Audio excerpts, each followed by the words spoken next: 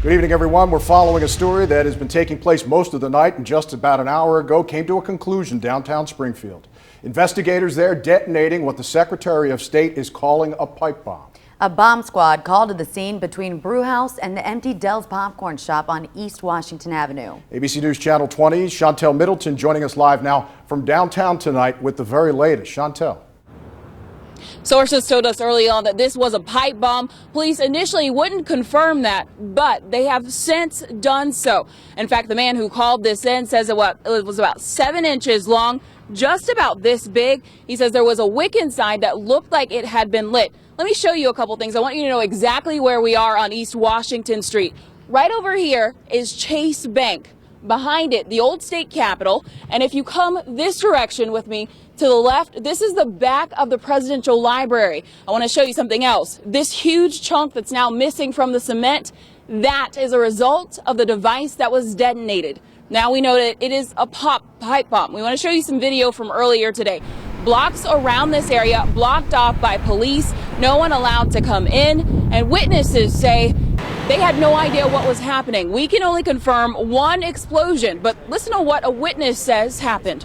I was coming back into town actually, and I seen all the lights flying down this way, and I drove down Jefferson. I got down here and I heard one set of an explosion, and then I parked and started walking this way, and about 5-10 minutes later I heard a second big round of explosions and the bomb squad screaming, "Hey, hey, hey," and started running in. And now I can see a nice hole in the wall.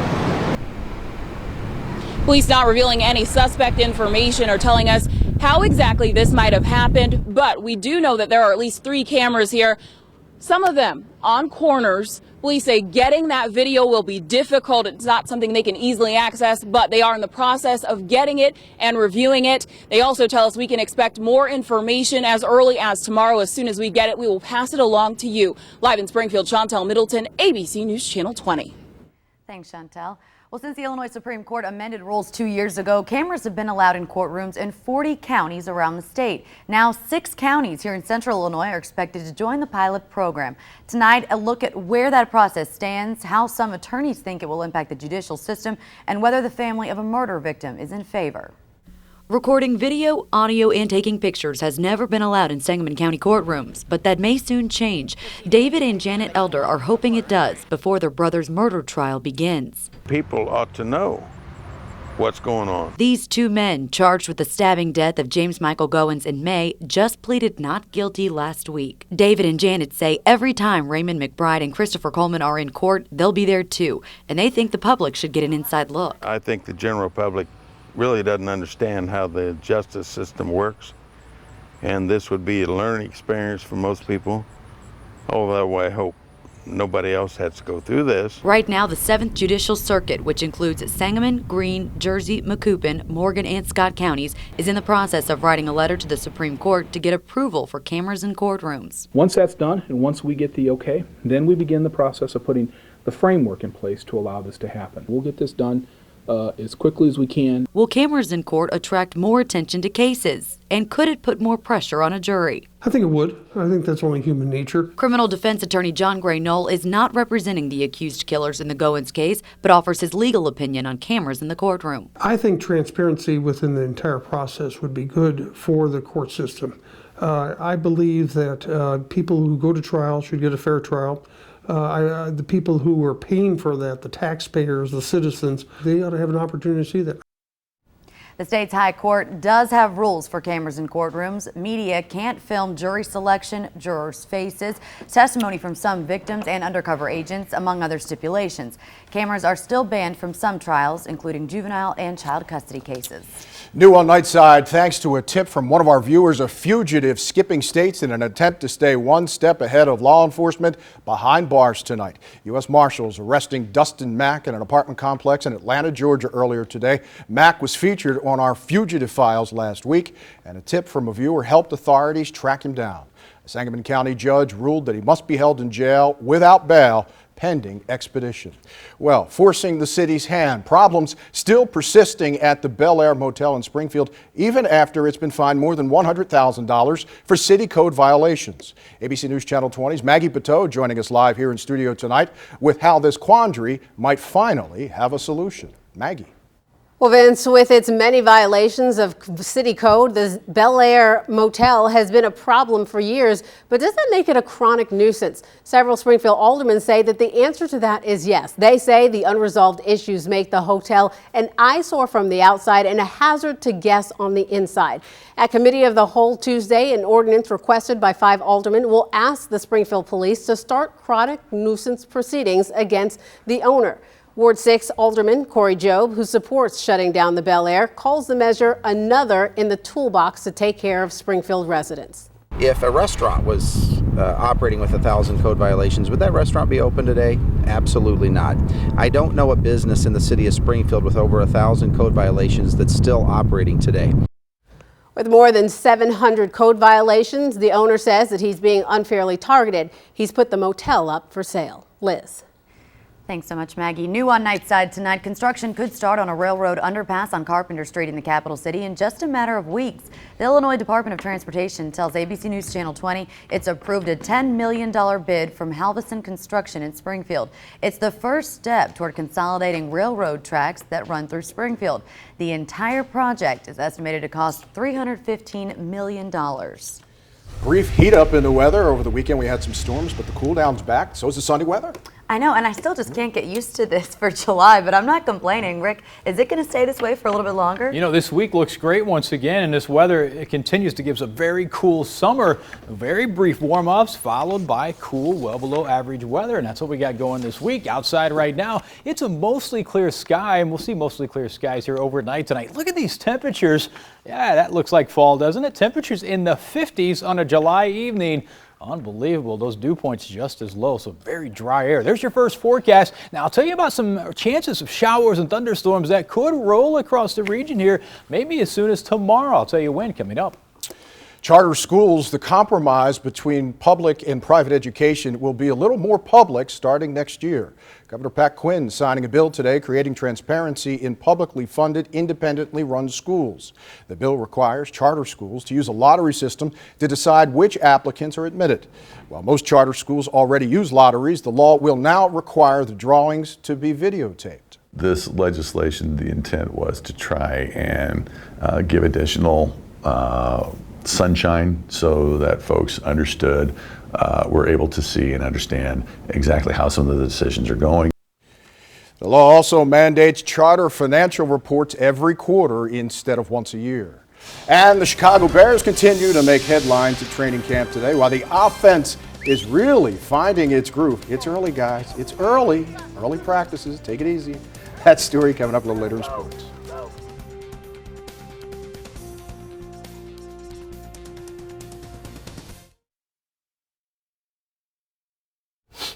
Well, of course, every girl dreams of her wedding day. Excuse me? I know, that You? special someone, the beautiful dress, the whole nine. Yeah, these days, spending that big day in the spotlight means more than just poring over hairstyles and choosing makeup, right, Liz? That's right. For some brides, not Liz Foster, it means plastic surgery. Special correspondent Sheila Gray has a look at this growing trend in tonight's Family 411.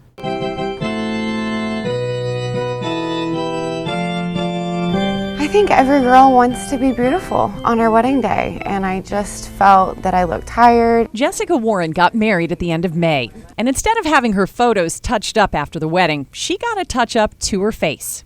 Being able to fill this area is a newer thing. Dr. Alex Donat injected fillers under Jessica's eyes and plumped up her lips and cheeks. It made me feel gorgeous. Bridal and plastic surgery websites say as many as 1 in 3 brides consider some type of cosmetic procedure or plastic surgery before the wedding. And about 10% say I do to a procedure. It's the outfit you wear every day, and in this case it's for a big day. Dr. Donat says it's not all bridal plasty. He says younger brides are more likely to choose fillers, Botox, and chemical peels. And I just wanted to give myself a little lift. That's Jessica's mom. She's had a facelift and an upper eye lift. Mothers of the bride and the groom are more likely to go under the knife. The pictures are going to stand the test of time. You're going to see family and friends that you haven't in a while. And so you want to really look the best that you can. Charlotte had a facelift, and Dr. Donat transferred her own fat into her cheeks. It just perks up the face by lifting the cheeks. I felt stunning. Charlotte's son Max got married last fall. I'm going to be 60 on my next birthday. So, you have a thought about, what that looks like, and now it's you. I don't think you want to look old. I get so many compliments. If you're thinking about a procedure, whether surgical or cosmetic, do your research and look for a board-certified plastic surgeon. Look at before and after pictures and make sure you give yourself time to heal.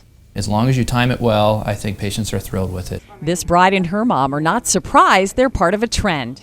I have friends that I've had it done and they're ready to. Do what makes you feel good. If you want to do something or something bothers you, change it. It's easy and you might as well for that big day. Well, what do you think? Pretty interesting. To each their own. Not for me. I'm not doing anything like that for my wedding day. Well, you don't need anything. Oh, But there may come a day, Look you never at that. know, you never know. What are you trying to say? No, I'm just saying. Well, they pointed out in the story that mothers are most likely to do it. Anyway, so Rick, let's talk about the weather. Yeah, the weather needs no makeover either. I mean, it's No. just like Liz, the weather is perfect. Oh, you guys are I gave too her a kind. compliment. She thinks I'm attacking. Hey, there's your high today, 75 degrees. That's pretty good stuff. Will it continue? And when is the next chance of rain? I'll clue you in next. Come on, Rick, me and you some bow tie.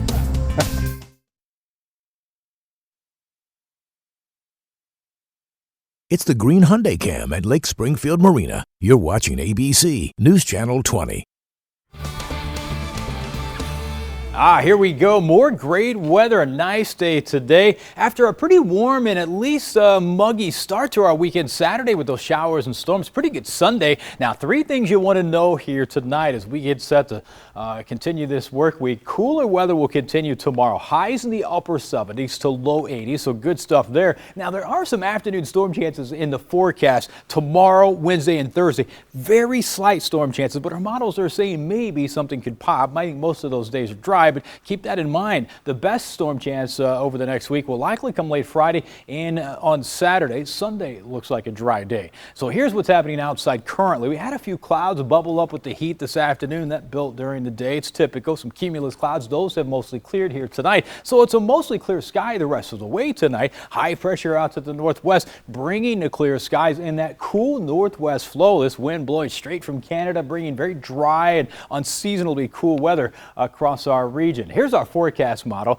It shows some clouds earlier, and with the setting sun, the clouds are pretty much dissipated. So mostly clear skies. We start out with sunshine tomorrow, and then our model brings that rain and storm chance. It overdoes it, I think, but there is that slight chance, again, mainly in the afternoon tomorrow. Once the sun sets tomorrow night, we'll quickly end any rain chance and then see dry weather tomorrow night. And then Wednesday, we'll start out dry and again have that rain chance as we get to the midday and afternoon hours. Most of Wednesday, again, likely is dry, and we'll kind of do that same thing on Thursday as well, and then Friday and Saturday sees our best chance of a shower or a thunderstorm this week. Temperatures outside currently unbelievably cool, pretty much jacket weather if you're out very long. Temperatures already in the 50s in Taylorville, Litchfield, 58 in Jacksonville, Springfield now in the 50s, still 62 in Lincoln and 60 in Decatur, but that's cool stuff. And look at the temperature trend here, 11 degrees cooler than 24 hours ago in Springfield and in Decatur, 7 in Taylorville, 8 in Litchfield, 9 in Jacksonville right now, and the dew points are low. We're talking low and mid 50s.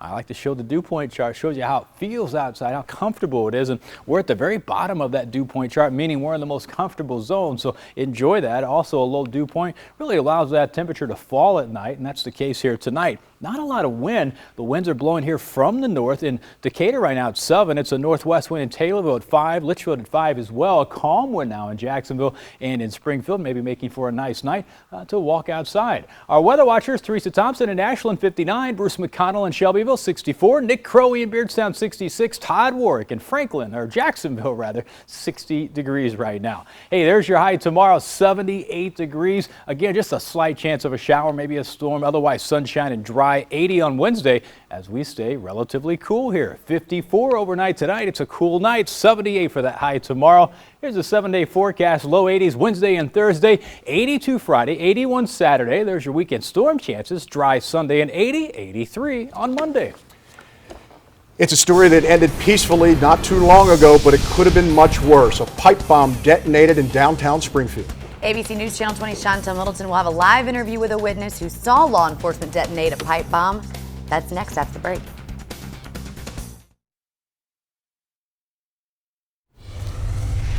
Welcome back, everybody. We've been following story most of the night. It's taking place in downtown Springfield, where a pipe bomb, investigators detonating a pipe bomb found there just a couple of hours ago. It was found between Brew House and the Empty Dell's Popcorn Shop on East Washington Avenue. Let's go right down to ABC News Channel 20, Chantel Middleton, joining us live from the downtown area. Chantel, you have more information for us tonight. Liz and Vince, it is in fact a pipe bomb. You know, initially, officers told us it was an explosive device. We've since learned from the Secretary of State's office that it was in fact a pipe bomb. The location of this on East Washington, very important. Let me show you what's around. If you look over here, we have Chase Bank, just behind it, the old state capitol. And over here to the left, I can show you the backside of the Abraham Lincoln Presidential Library. Listen to that. The pipe bomb detonated right here on the corner. This is what's left of it. The cement, a big chunk of it taken down here. And you know what? A lot of people were out here when this happened, including this man we're about to introduce you to. Coming over here, Larry. This is Larry Ferguson. Tell me what it was like for you when you were downtown earlier today and this was all happening. It was very chaos, a lot of people running around going crazy trying to figure out what was going on. There's a lot of suspiciousness and curious in the air and kind of a scary scene. You've lived in Springfield a long time. Have you ever seen anything like this? What did it make you feel like? I've never seen anything like this. It made me feel like I'm close to historical sites and we're in a downtown area. We should have all this security, and it kind of made me wary of what is really going on in our city. One more thing I want to point out. There were children here earlier. Tell me what it was like for you to know children were here and something serious was happening because you heard this bomb being detonated. Yeah, there were children probably within 500 feet of the area, and it was kind of wary why they weren't being secured farther away from the area. So it made very, very scenery and scary that we had people and kids, even young kids, this close in the area.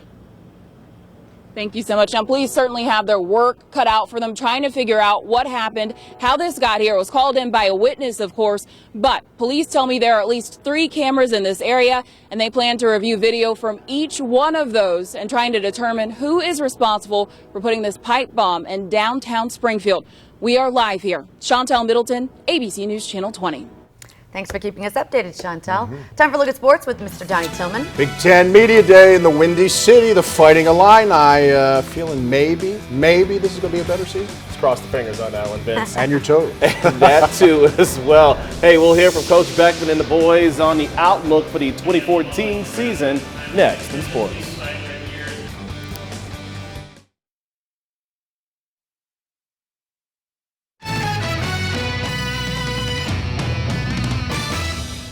Good evening, everyone. The Big Ten Conference kicked off football mode for the 2014 season with its annual Big Ten Media Day today at the Hilton in downtown Chicago. Illini head coach Tim Beckman, one of the 14 coaches in the conference, to speak today in the Windy City. It should be an interesting go in 2014 for the Illini. With a new season just weeks away, it's safe to say the guys are ready to play. There is some pressure there, but Tim Beckman and company feel preparation will go a long way, and it's clear the team is confident in their abilities come game day in 2014 as Illinois works toward a bowl game for maybe the holiday season. Mike Thomas has asked for our program to continue to get better, and we did. I mean, we won more games, we won more away games, we won more home games. We have made strides to get better. Now, it's not the numbers that we all want, but we did get better. We feel like we improved from 2 wins to 4 wins, and that 6 to 7 wins isn't a far off goal, and that should be probably our least place to aim. Honestly, we feel like this team is good enough to go to a bowl game, and even better. Guys are falling in the line, and not just falling in the line, but guys who weren't falling in the line in the past are falling in the line and doing everything that they need to be doing right. Big Ten Media Day continues tomorrow in the Windy City. All right, to pro football now. Our Camp Chronicles continues with day 4 of training camp for the Chicago Bears. And as with most sports teams, the Bears offense getting most of the glory today up in Bourbonnais. Quarterback Jay Cutler is going into his second training camp under head coach Mark Trestman. And after being involved with an offense that scored the second most amount of points in the league last season, the Bears starting QB thinks things can only get better as the team progresses through camp. Good and bad, you know, I think, which is to be expected, taking the time off in July. So we're getting better and better. You know, there's been some sloppy stuff out there, but we got to clean it up. I think the guys are doing a really good job of just recognizing the plays and getting lined up and knowing the concepts and knowing the checks and everything. So if we just clean up some of the little things as we go, we'll be all right. The Bears have the day off tomorrow at training camp. To Major League Baseball now, their record is dismal, and the play at home not so great either as of late. The Northsiders have dropped 4 of 6 at home since the All-Star break, and the Cubs hoping to improve that mark as they take on the Rockies at Wrigley Field. Cubs playing a little small ball in the 4th inning. Anthony Rizzo grounds out to second base. Emilio Bonifacio comes in to score on the play. Cubs lead it 1-0. Later, Justin Ruggiano would add a sac fly, and Soshiwada went 7 innings, striking out 6. Cubs pick up the win 4-1. Springfield Sliders looking to make it 3 wins in a row tonight as they host Terre Haute. Bottom of the 3rd inning, Austin Munch hammers one down the third base line, bringing in the run. That would tie the ball game up at 1 apiece. Top 9, Rex lead at 2-1. Runner on second. Ryan Sapo hits it right to Taylor Carlson for the 5-3 double play that ends the Sliders' momentum. Bottom of the inning, 2 outs, runners at first. Ben Morrison gets the strikeout to end the threat of end the game. Sliders lose at home by a score of 2-1. So the three-peat in the win column couldn't be. All right. Still got time. We still got a little bit left. You got to go this week, though. Season's coming to an end a little bit. Oh, okay. Sorry, I didn't mean to put a damper on things. No, football's starting, man. I got to be a damper. Hey, when we come back, we're just going to have one last look at this week's forecast. First, here are tonight's winning lottery numbers. Good luck, everybody.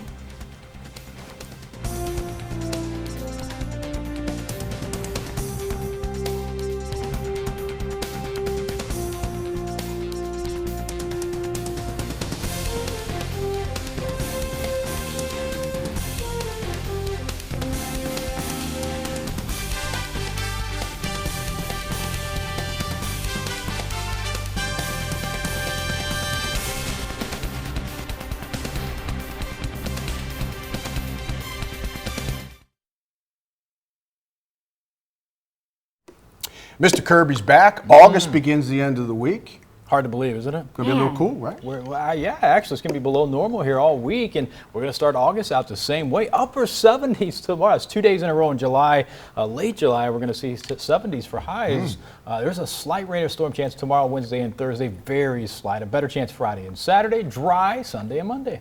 Okay. All right, well, that is it for Nightside, everybody. As always, thanks for joining us. We will see you back here tomorrow. Till then, have a great day, everybody.